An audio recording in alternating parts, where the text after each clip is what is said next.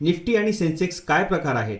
आपण म्हणतो ना, आता काही दिवसांपासून इथे तापमानात काही चांगली वाढ झाली आहे. आता याला आणखी चांगल्या प्रकारे बोलायचं असेल तर काय म्हणू आपण, की बरोबर आहे की 4 दिवसांपूर्वी इथे 20 डिग्री सेल्सिअस एवढं तापमान होतं, जे 10% वाढून आता 22 डिग्री सेल्सिअस झालंय. म्हणजे आपल्याला मोजमाप करण्यासाठी इथे सेल्सिअस काहीतरी म्हणजे एक युनिट आहे आपल्याकडे, बरोबर. आता शेअर मार्केटमध्ये पण सेम आहे की आपण म्हणतो की शेअर मार्केट वाढला किंवा शेअर मार्केट कमी झाला, पण याला आता कॅल्क्युलेट करण्यासाठी काहीतरी मोजमाप करण्यासाठी काहीतरी पाहिजे, बरोबर.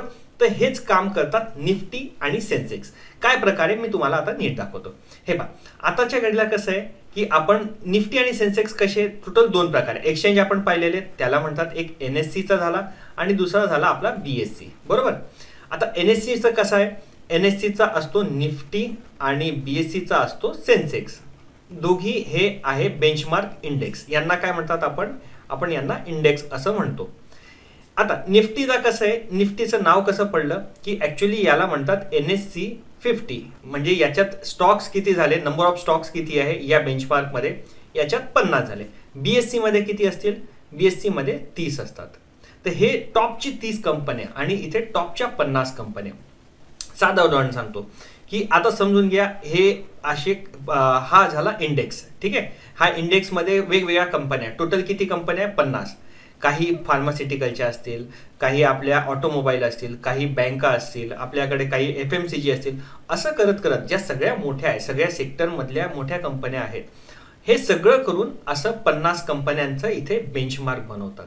आता याच्यातले काही शेअर्स वरती असतात, काही शेअर्स खालती असतात, पण ओव्हरऑल जेव्हा हे कॅल्क्युलेट केलं जातं, तेव्हा आपण म्हणतो हा बरोबर आहे, आता निफ्टी हा वरती गेलाय, म्हणजे शेअर मार्केट वरती आहे. आणि सेम कन्सेप्ट आपल्या BSE मध्ये, याच्यामध्ये 30 कंपन्या आहे, ठीक आहे. याच्यामध्ये पण सेम कन्सेप्ट आहे की FMCG, फार्मा, तुमचं आणखी ऑटोमोबाईल, आणखी वेगवेगळे जेवढे सेक्टर असतील, हेवी वेट वगैरे सगळे याच्यामध्ये येतील आणि याच्यावरनच हा पण एक सेन्सेक्स काढला जातो.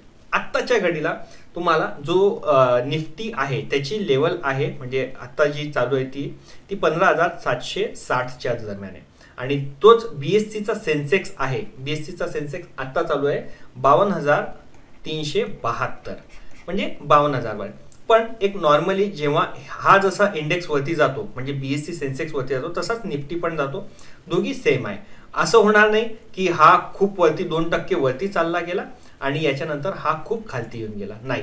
दोघी सेम चालतात, कारण दोघांमधल्या कंपन्या या मोठ्या कंपन्या आहे आणि ऑलमोस्ट सेम आहे. म्हणजे ह्या ज्या 30 कंपन्या आहेत यांचे मॅक्झिमम कॉम्पोनंट 27-28 कंपन्या ह्या सगळ्या याच्यामध्ये या 50 कंपन्यांपैकी असतील.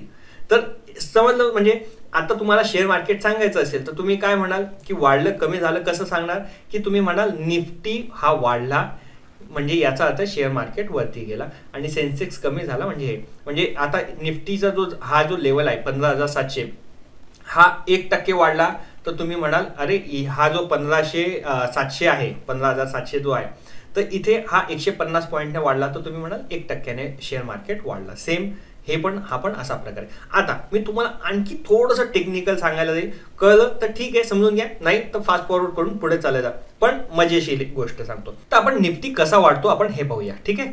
हा निफ्टी आहे, ठीक आहे. निफ्टीमध्ये आपल्याला माहिती की 50 शेअर्स आहेत, ठीक आहे. आता हे 50 शेअर्स जे असतात, आपण असं समजून घेऊ, हे 50 शेअर्सचे इथे आहे, वेगवेगळे असे वेगवेगळ्या सेक्टरचे असे 50 शेअर्स झालेत. तर आता काही शेअर्स म्हणजे 50 पैकी काही शेअर्स हे वाढलेले असतील, बरोबर.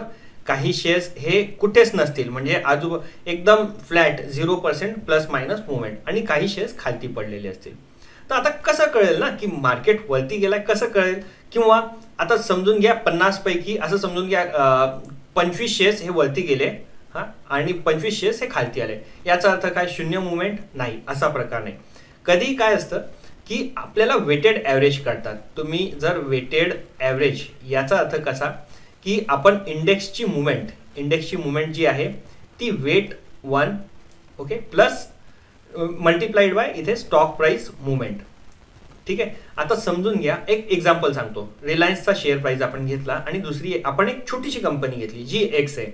तर रिलायन्सचा शेअर प्राइस हा 1%ने वाढला ना, तर ही खूप मोठी गोष्ट आहे ॲज कम्पेअर टू कुठलीही एक्स कंपनी जी समजून घ्या 2% जरी वाढला असेल, ठीक आहे, छोटीशी कंपनी, रिलायन्सच्या कंपॅरिझन मध्ये फक्त 20% एवढाच तिचा साईज आहे, म्हणजे खूप छोटीशी कंपनी आहे, तर तो 2% जरी वाढला ना तरी त्याने जास्त इंडेक्सला फरक पडणार नाही.